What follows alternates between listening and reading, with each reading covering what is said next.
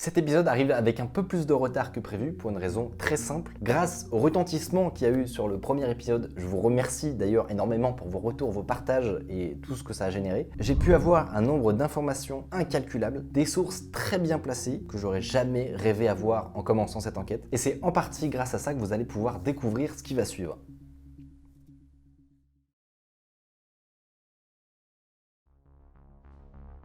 Dans l'épisode précédent, Micode a atterri sur le sol mauricien et a reçu l'entraînement des agents de PC Safe, l'entreprise qui pratique l'arnaque au faux virus. Je vous ai à distance pour que je puisse comprendre ce qui se passe, parce que d'après votre voix, je vois que vous n'êtes pas un intello sur leur ordinateur.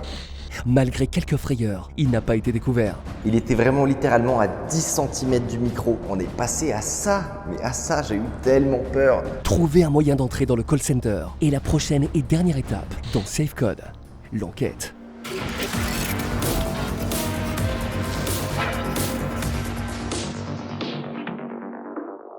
Jour 3 et 4 d'un coup, j'ai jamais eu aussi peur de toute ma vie. Je suis rentré à Paris, je vous fais le récap maintenant parce que j'ai pas trop eu le temps de le faire là-bas. Et en fait, je suis en train de raconter le voyage en même temps à Théo, donc il sait pas encore ce qui se passe et j'en profite pour lui raconter direct.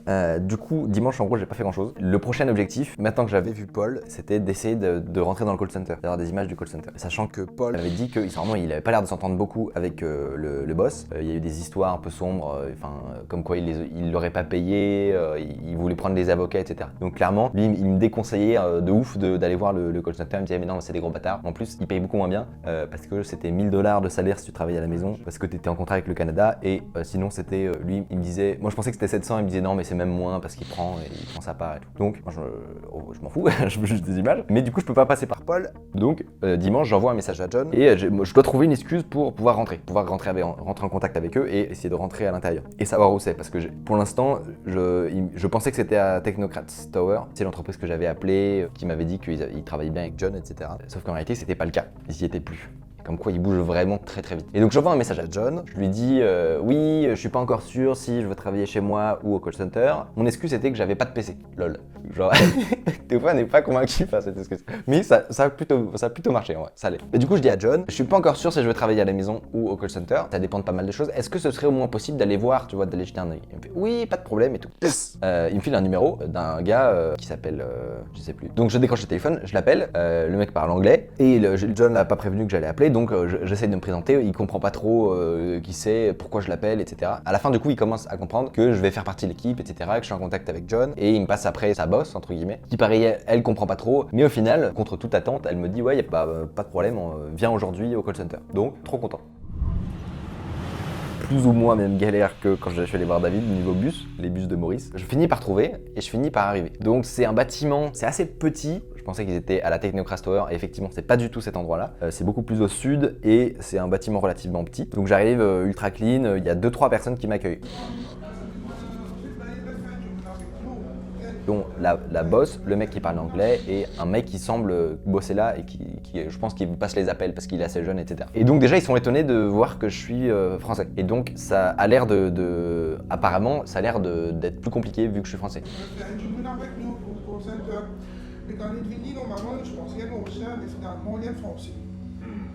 Donc ça m'emmerde un peu, surtout que là on est au premier étage, il y a juste l'entrée, etc. Mais je peux pas prendre d'image parce qu'il y a pas les gens qui bossent, c'est pas là où les gens passent des appels, ils étaient à l'étage. Et donc ils me disent de patienter parce que du coup il faut que je voie le boss, parce que je suis français, donc c'est plus compliqué que je travaille sur place. Donc pas de problème, je sentais que c'était pas le grand accueil non plus, tu vois, ils me regardaient pas de travers, mais voilà, j'étais pas ultra serein. Donc j'attends à l'entrée, j'attends 5-10 minutes. Je suis pas dans la meilleure position du monde parce que là, autant Paul, tu vois, j'avais beaucoup discuté avec lui, autant eux, ils me connaissent pas du tout, donc je suis à zéro au niveau de la confiance, quoi, la suspicion possible. Et finalement, il y a le boss qui arrive. Alors, le boss, c'est un grand Renoir ultra stock, tu vois, d'accord. Et il me dit de venir avec lui, donc je monte en haut. Déjà, c'est une super bonne nouvelle parce que je vais pouvoir prendre des images.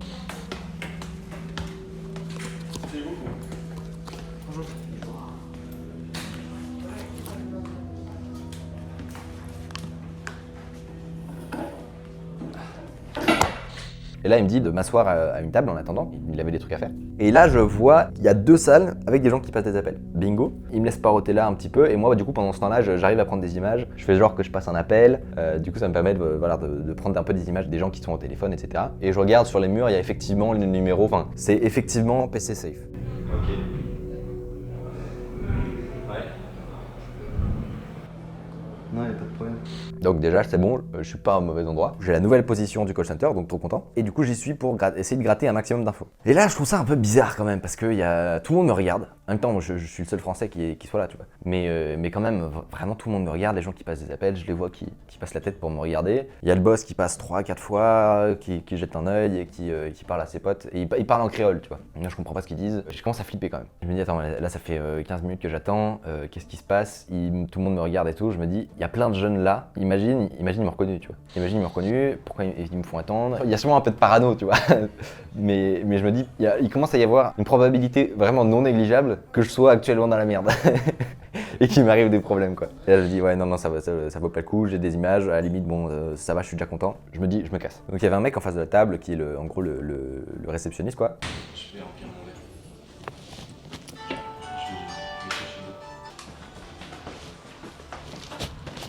Et je lui dis que je vais chercher de l'eau, je descends en bas, je sors du bâtiment, il y a une genre de cour qui fait le tour, j'arrive devant la porte et je vois qu'elle est cadenassée.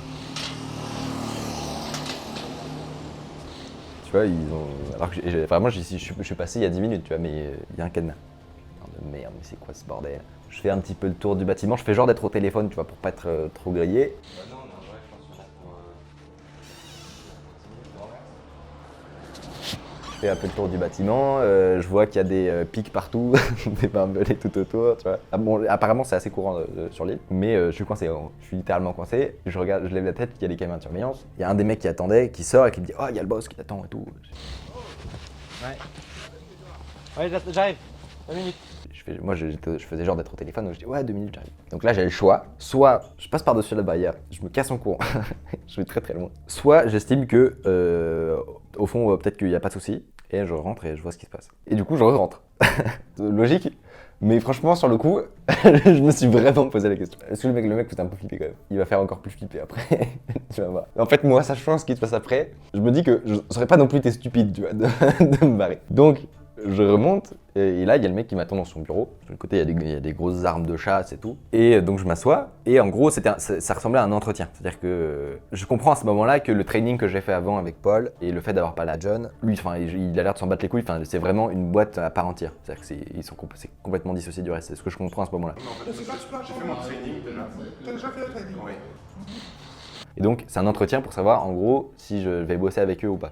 Et donc, moi j'arrive, je commence à dire, oui, j'ai eu mon training hier, du coup, ça s'est bien passé et tout. Et il me fait, attends. Comme tout de suite, j'étais qui? Qu'est-ce que tu fais? Enfin, voilà. Alors, du coup, là, je commence à sortir mon, comment tu dis, ma couverture, quoi. Alors, j'ai fait le training samedi. Commencez votre présentez-vous d'abord. C'est nickel. Moi, je suis à Maurice depuis pas très longtemps. Vous êtes quoi? Je suis à Maurice depuis pas longtemps, je suis français de base. J'ai arrêté les cours. Donc j'ai 19 ans. Donc, je lui explique que je suis français, que je suis là que depuis septembre, que j'habite à Cadborne, donc c'est là où j'ai mon Airbnb, que j'étais étudiant dans une école d'info, mais que j'ai arrêté et que je cherche un job, quoi. Et là, du coup, au final, je suis resté une demi-heure à parler avec lui. Je me suis fait passer en gros pour un étudiant en info un peu nul, un peu glandu, qui sait pas trop quoi faire de sa vie, qui a besoin de sous, quoi. Et lui, il était en mode, ouais, mais déjà, il m'a dit tout de suite, John et Paul, c'est des arnaqueurs, c'est des enfoirés. Et moi, je déteste ça, tu vois. Franchement, je commence à trouver ça bizarre, parce que je me dis, attendez, il y a la porte à côté, il y a quand même des mecs qui font ça, quoi. Donc je comprends pas trop. Il m'explique déjà que Paul, apparemment, si tu regardes l'autre côté de la dispute, tu vois, apparemment, il leur a fait un énorme coup de pute et tout, il a failli se faire lyncher par tous les employés. Et il me dit, moi je suis en contrat avec John pendant encore 1 mois et demi. Je me suis rendu compte, en fait, que c'était de l'arnaque et que c'était abusé. Écoute, t'es jeune, je peux te prendre. Les types arnaqueurs, moi je fais pas. Enfin là je suis obligé de le faire parce qu'on a commencé un truc qui va durer 1 mois ou 2 avec lui, mais c'est de l'arnaque. C'est comment baiser son prochain, ça ne correspond pas à ce que je veux faire. Ils auraient pu faire acheter des vrais logiciels et vendre à leurs clients, ils veulent pas. Il m'a dit, je crois littéralement, moi je n'encule pas mon prochain, monsieur. J'ai une conscience morale. Je n'encule pas mon prochain. Et donc il a dit, bah en gros, légalement, je suis pas responsable de ce qu'ils vendent. Pour 3 mois, je vais devoir travailler avec ces connards. On va commencer à vendre de vrais produits, de vrais services. Mais ça, c'est c'est du bullshit, quoi. Non, c'est du bullshit. J'ai des engagements de prix. C'est cher. Tu sais, moi, je n'ai aucune responsabilité contractuelle en ce qui qu'ils vendent. Donc on fait de la vente sur la Canada, lui il est en Colombie, il s'en fout, il n'a pas de loi, c'est là-bas. Donc si j'ai bien compris, s'il se passe quelque chose, lui ne devrait pas avoir de problème. Après, les gens vont peut-être penser parce que j'ai peur de lui, mais c'est peut-être aussi un peu le cas. Mais globalement, il m'avait pas l'air, tu vois, il m'a dit, ok, moi je fais ça encore pendant 1 mois et demi, et après je passe sur un truc perso et tout, je vais lui faire des projets, parce que en gros c'était un entrepreneur, il avait plein de trucs sur l'île, etc. Donc, soit. Là il me dit un truc vraiment très flippant, il me dit, samedi soir, t'étais avec Paul, et t'es resté avec lui 10 minutes devant la mairie de Vacquois, c'est juste en dessous de 4 bornes. C'est coûteux de faire ça, je dois t'envoyer à la réunion, je dois te faire une demande pour que tu reviennes ici. Mais moi j'ai un souci.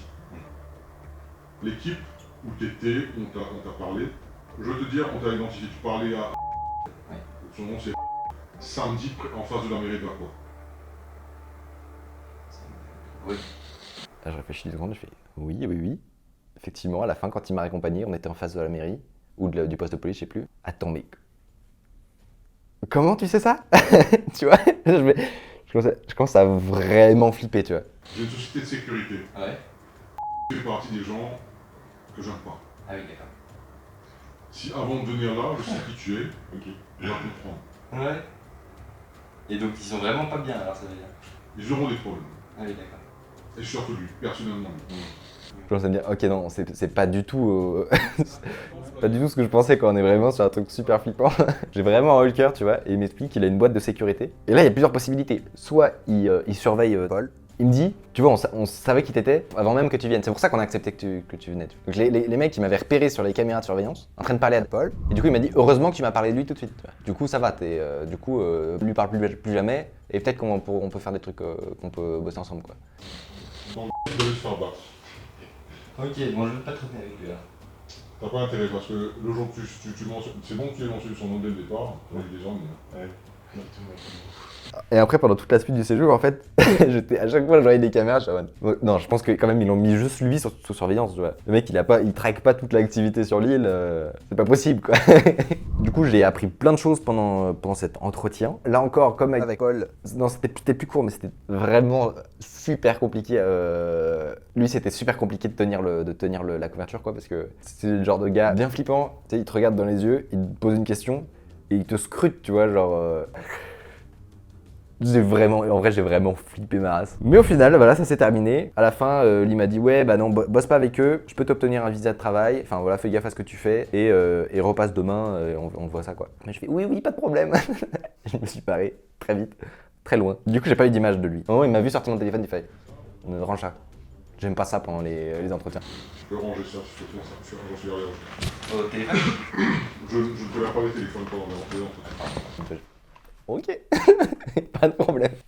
On fait comme ça. À la fin, il m'a demandé mes coordonnées. Donc, j'avais pas l'adresse précise parce que je connaissais pas, il y avait pas de numéro, tu vois. Donc, je lui donne un faux nom. Je m'appelle Mickaël de Joie, un truc comme ça. Je vais inventer ça. Et du coup, je lui file un mail bidon, mais il a mon adresse approximative. Je m'ai vite fait un truc devant pour que ça passe, pour pas qu'il gueule. Et quand même, je me dis, bon, ça tombe quand même bien parce que j'avais prévu, en gros, dès que j'avais cette info-là, j'avais assez, tu vois, d'infos, j'avais tout ce qu'il fallait. J'étais bien content que ça s'arrête aussi, que ce soit terminé, quoi. Et du coup, j'avais discuté un peu avec des abonnés. Il m'avait dit que là-haut, là, Grand Bay, c'est l'endroit où il y a tous les plages et tout, c'est plus accueillant, quoi. Enfin, ça dépend ce que tu veux en faire. Et du coup, je rentre, j'appelle qui est l'abonné ultra cool, qui m'a accueilli lundi soir dans sa baraque. Trop sympa. Petite piscine, tu vois, la mer à perte de vue. Et du coup, je me barre direct et je vais là où je me dis, bon, le mec, c'est un...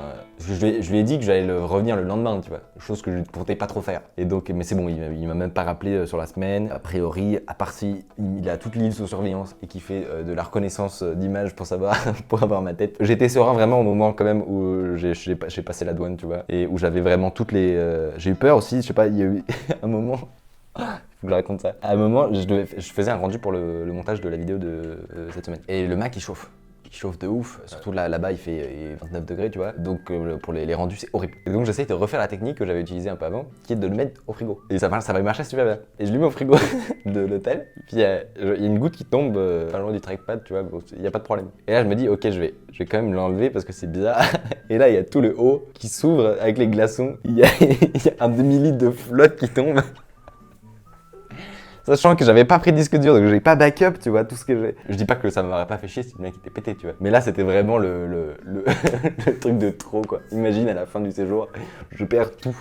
J'aurais mouru, mais. Et du coup, heureusement, c'est bon, il a rien. Il a une petite goutte de sueur là. Donc voilà, c'est bon, je suis bien rentré, je suis vivant. Amen.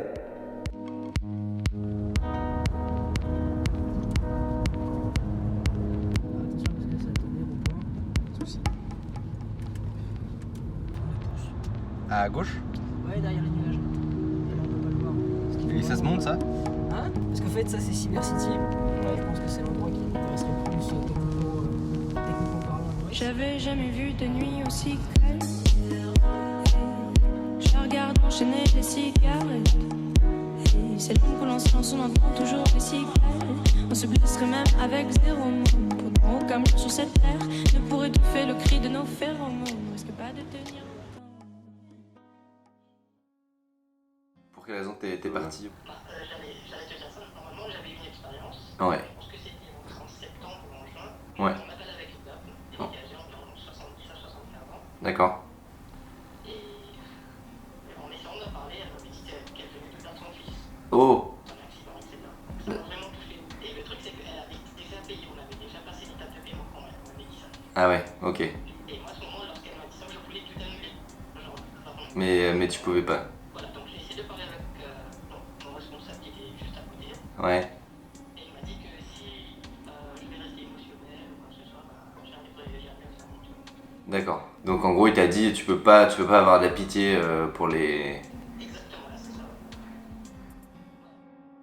On se retrouve donc 2 semaines après la publication du premier épisode. Pendant cette période, j'ai été en contact avec diverses personnes. Alors là, on va pas pouvoir faire comme le premier épisode où je vous explique pas à pas comment j'ai telles infos parce que je dois préserver l'anonymat de ces gens. J'ai pu avoir des gens en Tunisie, qui est un pays très important dans ce business, des anciens salariés des call centers dont je parle, bref, des sources qui viennent de plein d'endroits, qui se recoupent très souvent. Et c'est ça qui va me permettre de dresser un tableau, je l'espère le plus détaillé possible, de comment fonctionne cette arnaque, pas à pas, toutes les étapes finalement de la chaîne de production, et aussi d'avoir un aperçu un petit peu plus global du marché finalement de l'arnaque aux faux supports téléphoniques dans le monde. Comme tout ça, c'est quand même un sacré bordel, je vous ai fait un petit schéma récapitulatif. Et comme j'en avais marre de donner des noms un peu débiles genre John ou Paul, je les ai renommés avec des noms de dieux grecs. Voilà. Donc tout commence avec Zeus et Arès. Il y en a au moins un des deux, Zeus, qui vient d'une société qui s'appelle RHB Outsourcing, située également à l'île Maurice. C'est une société qui pratique exactement la même arnaque. J'ai pu avoir un ancien salarié qui venait de là-bas. Tout comme pour le business de John, ils arborent un autre nom un peu plus sexy, là c'est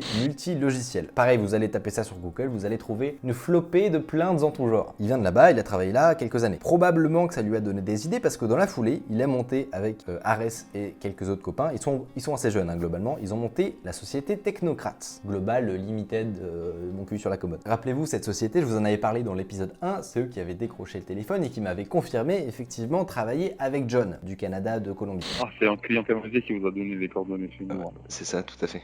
Monsieur, D'accord. je pense que vous connaissez. Ah oui, on le connaît.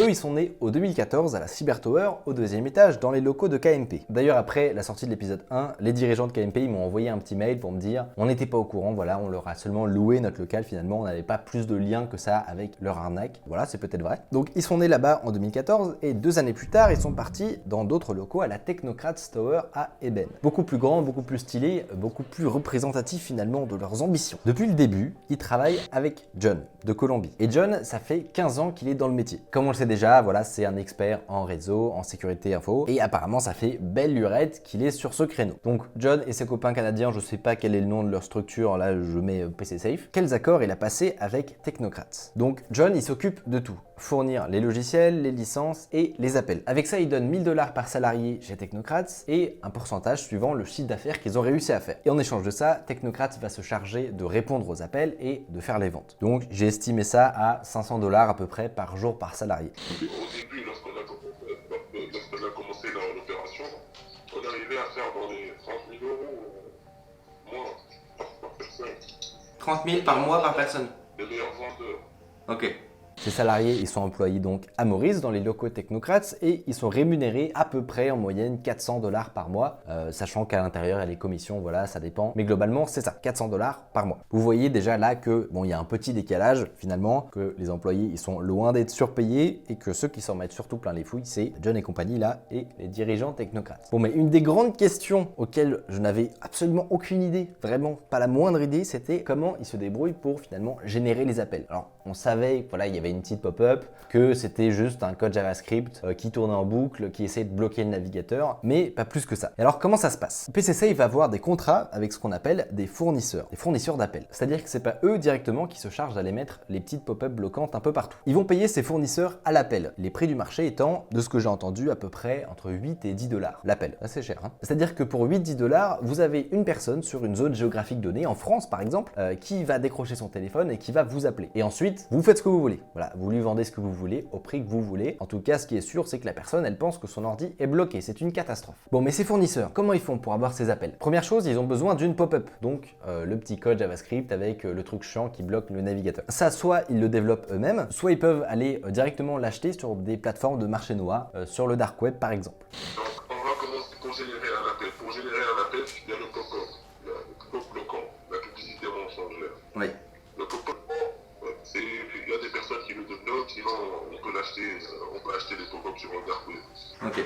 D'accord? Ensuite, il faut bien l'envoyer sur les navigateurs des clients. Et comment on fait pour envoyer des pubs en masse? On passe par ce qu'on appelle des networks. Alors normalement, si vous avez un site fréquenté ou un blog que vous voulez monétiser grâce à de la publicité, vous allez passer par des annonceurs publicitaires classiques de type Google ou autre. Mais eux, bien entendu, ils peuvent pas faire ça. En tout cas, pas directement. Parce que les annonceurs publicitaires normaux, qui restent dans les limites de la légalité, on va dire, ils vont bloquer ces choses-là. Du coup, ils ont deux solutions. Soit ils vont passer par des networks un petit peu véreux, voilà, pas trop regardants. Par exemple, apparemment, un petit doigt m'a dit que Adstera était un network qui pouvait pratiquer ce genre de choses, notamment quand t'es un poids lourd du game du tech support. Si t'arroses 20 000 $ par jour de pub, apparemment, voilà, certains ne le refusent pas. Si jamais ils pèsent pas suffisamment lourd, on va dire, pour utiliser ce genre de moyens, ils vont utiliser ce qu'on appelle un cloaker. Alors moi non plus, rassurez-vous, je ne savais pas ce que c'était jusqu'à maintenant, je vais vous expliquer tout de suite. Le principe de base du cloaking, c'est de faire deux versions de son site web ou de sa pub. Une version qu'on va dire Black Hat, qui est donc la vraie version, là où vous allez mettre votre contenu un peu touchy, un peu borderline, voire complètement illégal, de type publicité ultra intrusive, blocage de navigateur, escroquerie, paris, pornographie, le genre de trucs qui normalement ne sont absolument pas acceptés par Facebook Ads, Google Ads, tous ces trucs-là. Mais pour le faire passer quand même, vous allez faire une deuxième version de votre site, qu'on va dire White Hat, qui sera clean, qui sera legit. Ce sera un petit article sur les sites de rencontres, quelque chose de clean. Et maintenant, il va vous falloir un petit algorithme au chargement de la page qui va décider laquelle des deux il va présenter. Alors il n'y a pas de critères définis, certains ont des bases de données d'IP qui correspondent à des reviewers, donc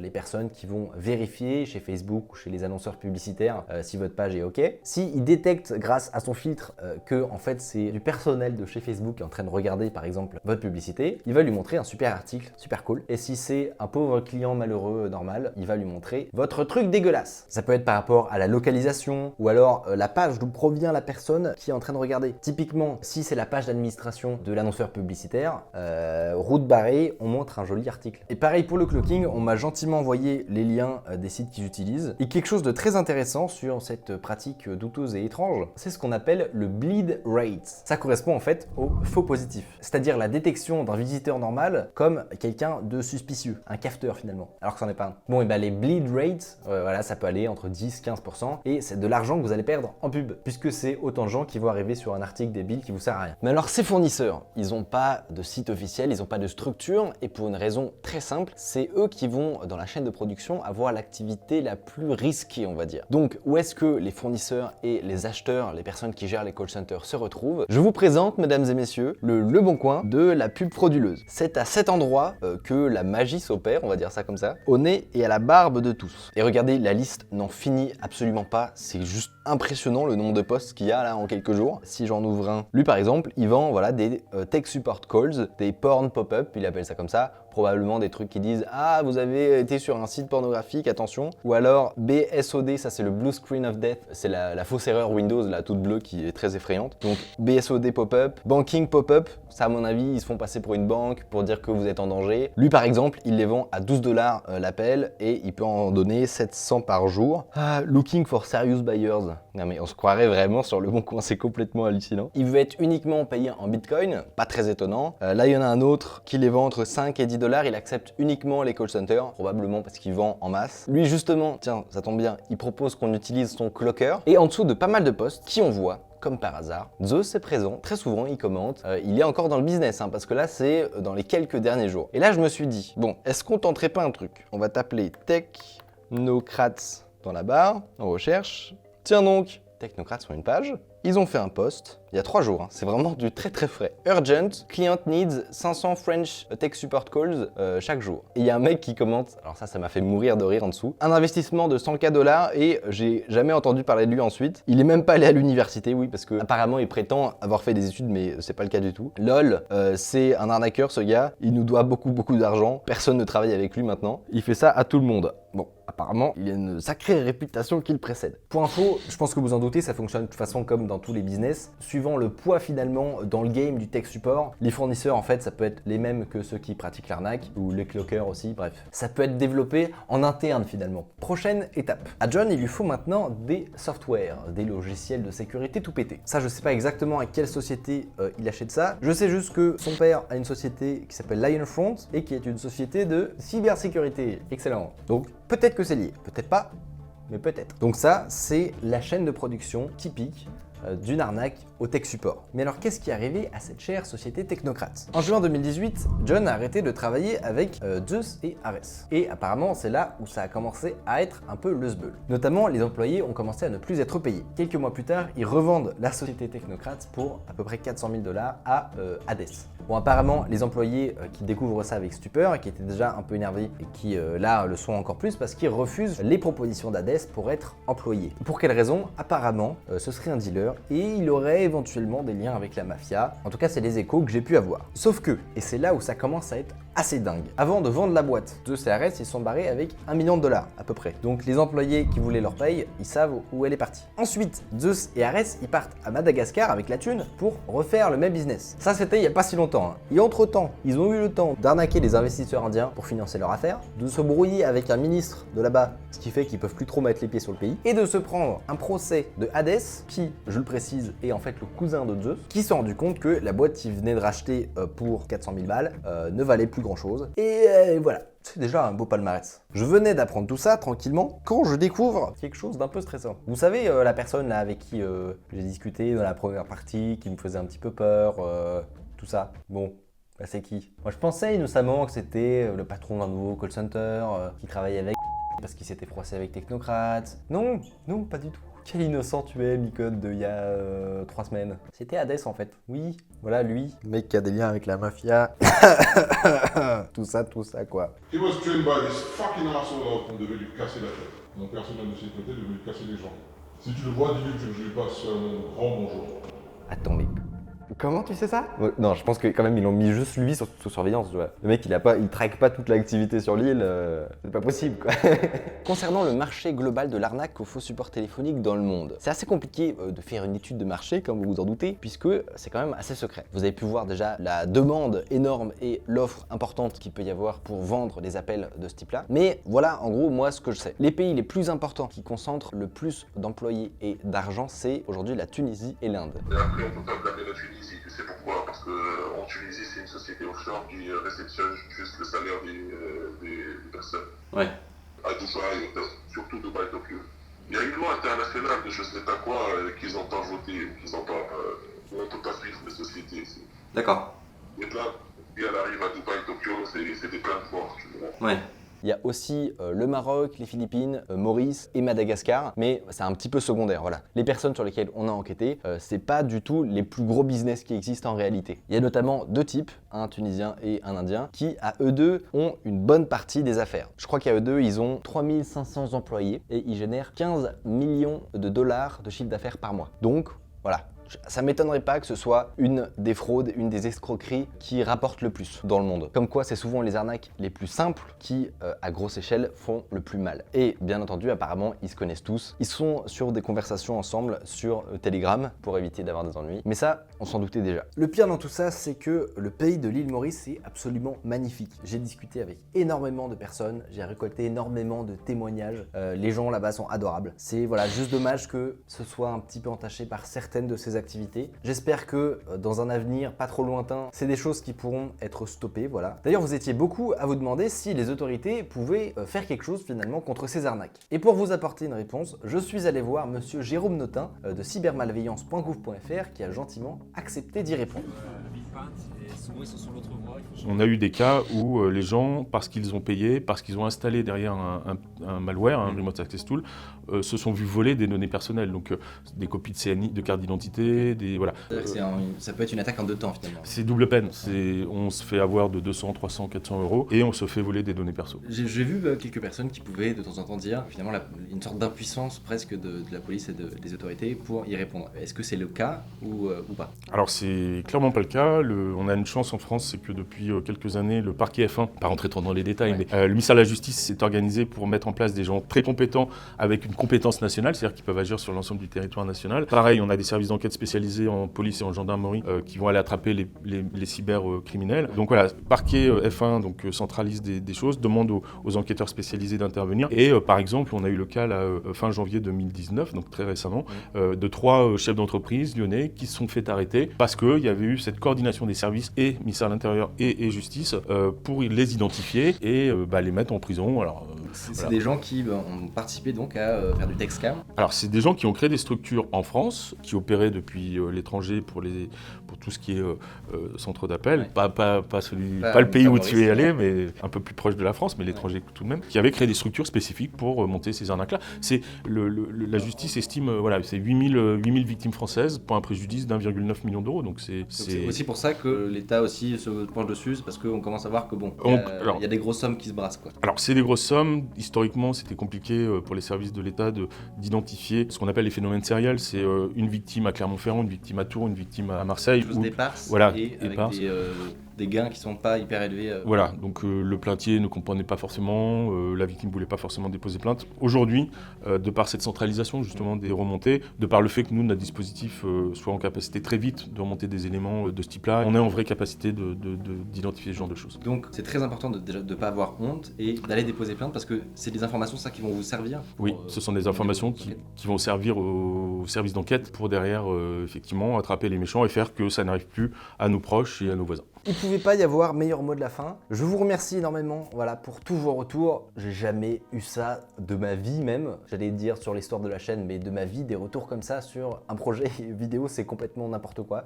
Merci énormément à toutes les personnes qui ont participé. J'étais pas tout seul, bien entendu. C'est un travail titanesque pour beaucoup de gens. Que ce soit Alphamat, donc la société de production de Harddisk qui m'a aidé pour la post-prod. Que ce soit Donald Renew qui a fait ses intros que vous avez beaucoup apprécié. Que ce soit Sonny Rouault qui a fait les affiches vraiment très très stylées, que vous avez aussi beaucoup aimé. Que ce soit Théophane, qui se trouve juste ici, que vous voyez pas. Merci à Bobby, qui est un peu le nouveau héros des commentaires. Globalement, à tous les Mauriciens et les gens du monde qui m'ont contacté, qui m'ont apporté leurs témoignages, leurs informations, leur soutien. Vous vous doutez probablement que le safe code l'enquête, il pourra pas y en avoir tous les 2 semaines. Voilà, c'est des projets longs, compliqués. On verra s'il y en aura d'autres. Mais honnêtement, vu comment ça vous plaît et vu les stats de la chaîne qui...